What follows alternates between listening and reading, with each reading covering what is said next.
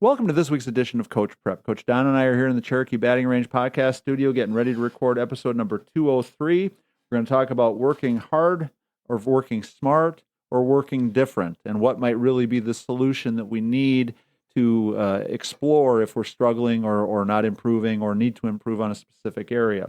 Before we get into that, let's talk about our sponsor, the Anderson Bat Company.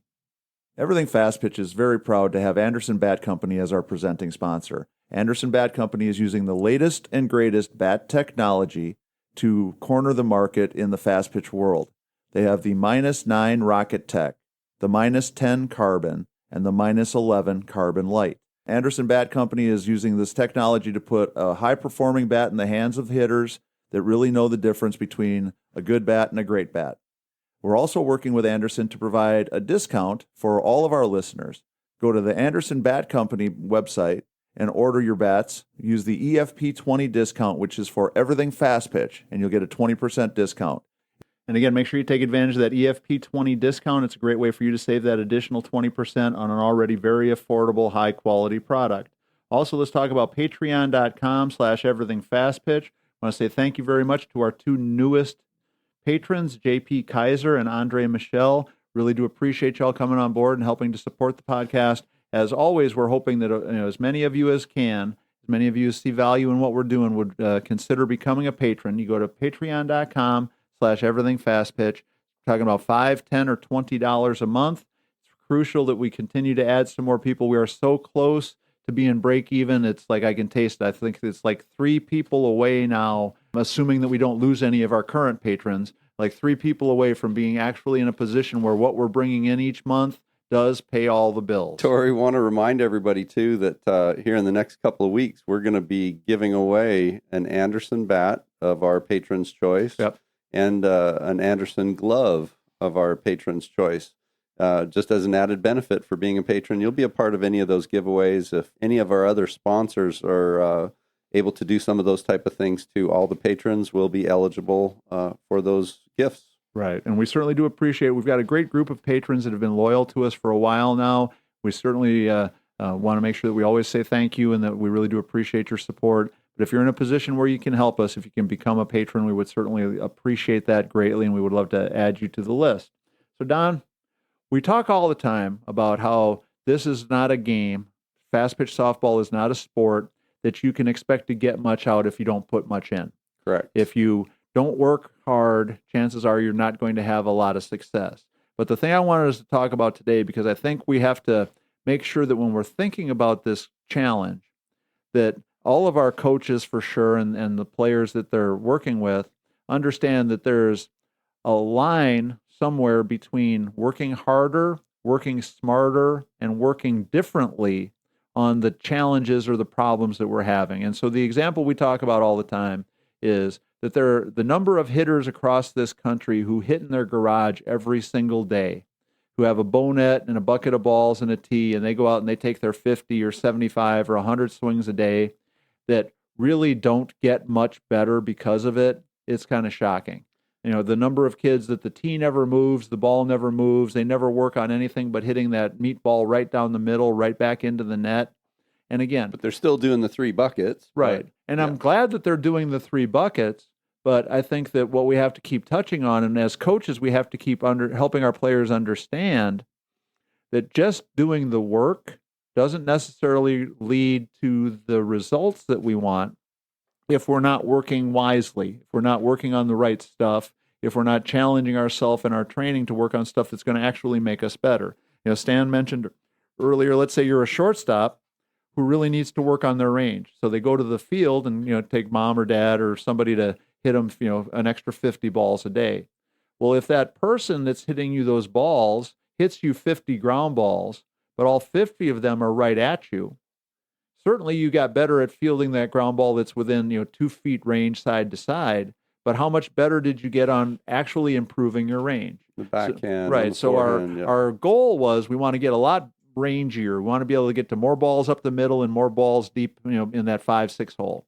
And then we go out and we practice balls that are hit right at us over and over and over again. And then we're dumbfounded by the fact that we're not really getting any rangier. We're not getting to any more of those balls. And I think that's the kind of thing that I keep seeing over and over and over again.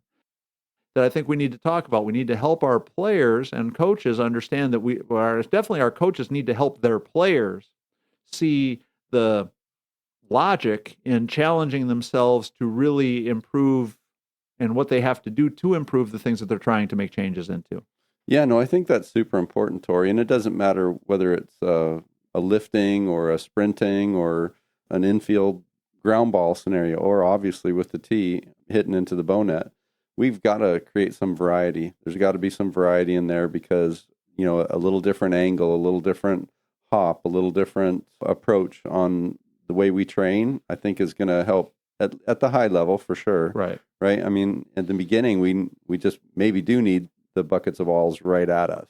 But then we're going to plateau to where that's easy and we're really good at that. And we've got to experience the other varieties that we're going to have happen in a game. Right. They're not going to hit them right at me. They're not going to throw it right down the middle. They're not going to do that stuff.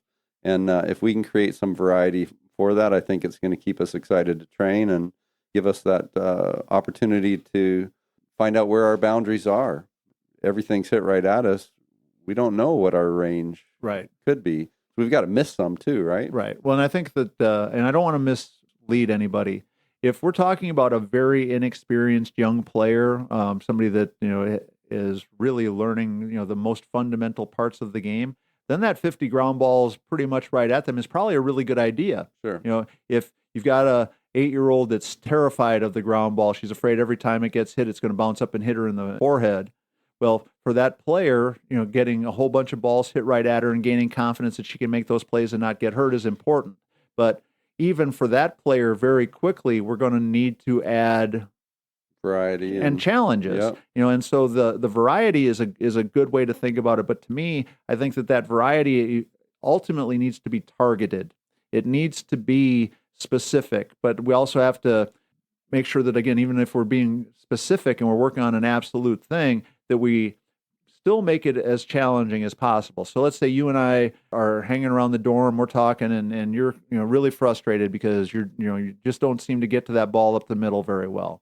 So we go out to the field and I say, okay, Don, I'm going to hit you 50 balls today. But if I hit you 50 balls and every single one of them is going to be to your left up the middle, sooner or later you start creeping further that way. You start cheating. As you're tossing the ball as I up, toss it up, you're already way. running to your glove side. And so a lot of what we're trying to get out of it, we can lose very, very quickly. So the targeting hey, I want to work on my range up the middle is a really good idea. But we have to be wise enough in our training to make sure that we still get as much out of that as possible. So if you and I are partners and we're going out to the field so I can help you work on that ball up the middle, I've got to be sneaky enough or devious enough or whatever to try to fool you.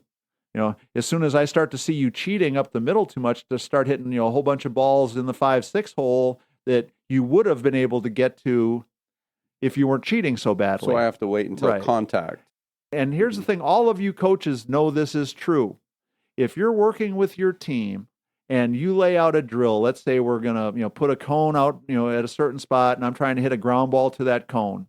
If we're not really paying attention, before you know it, the kids who started off 50 feet away from the cone are 20 feet from the cone. Then they're 10 feet from the cone. Then they're standing on the cone, right? And so the drill that you were doing to work on their range has become totally ineffective. And I think it's even worse when it's kids on their own. Okay, if you're the coach, maybe you put 2 cones down and say, you start here, and and I'm going to try to hit it over there.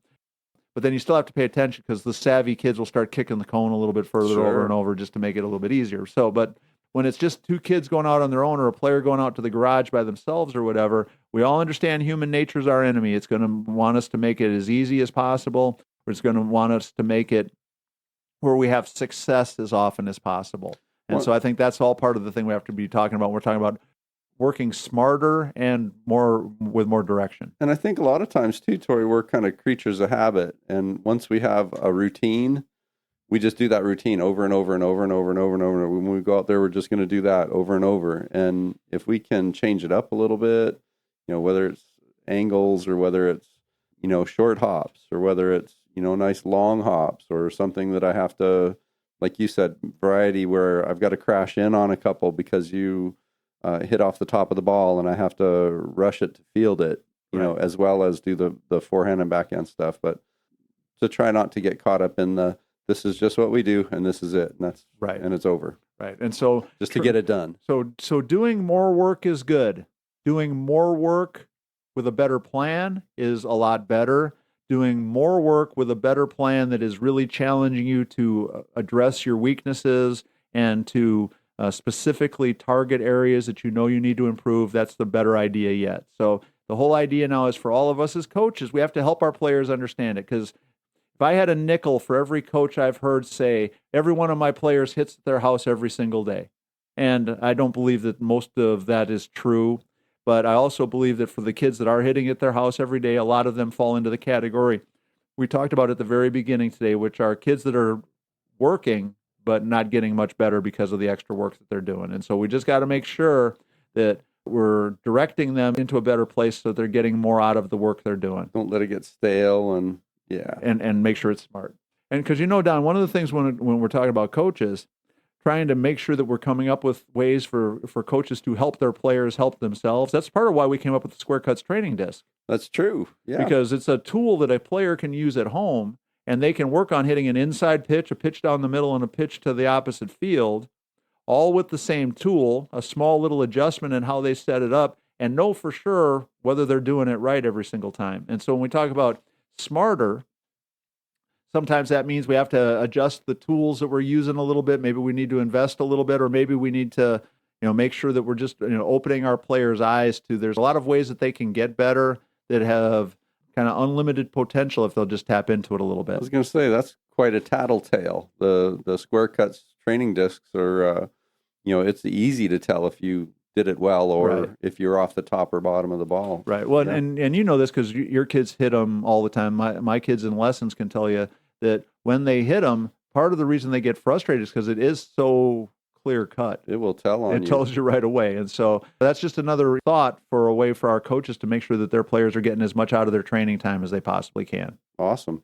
So, Don, hey, that's going to wrap up episode number 203. I want to make sure that we think about our sponsors, the Anderson Bat Company. And if you're in a position where you can, please become a patron. Go to patreon.com/everythingfastpitch. Become a patron. Sign up, and we certainly would appreciate the support. And again, one more time, thank you very much to JP Kaiser and Andre Michel for becoming our two newest patrons. So that's going to be 203.